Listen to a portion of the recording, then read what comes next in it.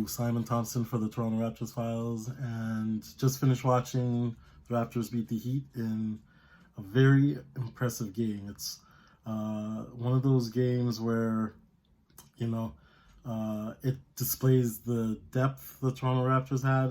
The first few games of the season, up to this point, up to the point of all the injuries, the bench wasn't getting a lot of playing time, and it was just before all these injuries happened. It was starting, the fan base was starting to get, restless because they couldn't go deep into the bench, and when they did, it was inconsistent, and a lot of players didn't get enough time, and it was off, and you could tell it was starting to get off, and the depth wasn't there early on.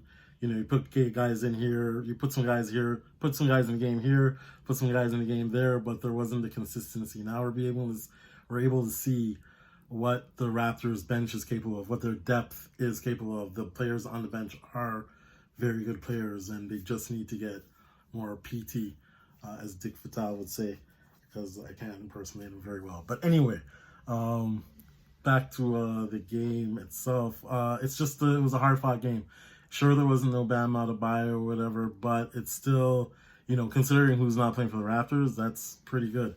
And, it's just like I said, it shows the depth of the bench. Delano Banton, he's starting to look like what he was in college, where, the skill was always there, but there was a lack of confidence and hesitation and, indecision, and all that looks like it's kind of gone to the wayside now. He's become confident, and he's looking a lot like a leader on the floor a lot of times. So that's been great. And of course, the one thing people have been waiting for, consistent OG Anunoby.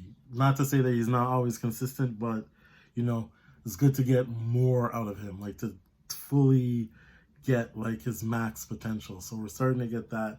And you can see where when everybody gets back into shape, gets back on the court, that you can see where the bench, hierarchy is, or whatever, pecking order. You can see where that's going to come. You can see where, guys are going to come on the floor and they know their role. Like, that's what's being fleshed out right now, the Raptors' role. So that's been a great thing to see this far in the season. And they're at 9-7 now. So according to this, if I'm looking at the right spot, they are 9-7. So, considering that they've gone, it's almost like that, the bubble season, or I guess the season in Florida, where the season prior to the last, where it was just, they were just getting whooped most of the time, right? There just wasn't anything there. There's just seems to be a bit more spirit and a bit more guts to this team. So it's just great to see that people go down, the next guy comes up, and he understands to come up, and he takes advantage of that. Like Delano Banton has taken full advantage of these guys being out of the starting lineup. So great to see. And of course, Fred is starting to hit like peak Fred, like where you're going to get from every game, and he provides every game. Remember that game where he was slouching and some of you thought he was done and you wanted to trade him, right? It was one bad game, okay?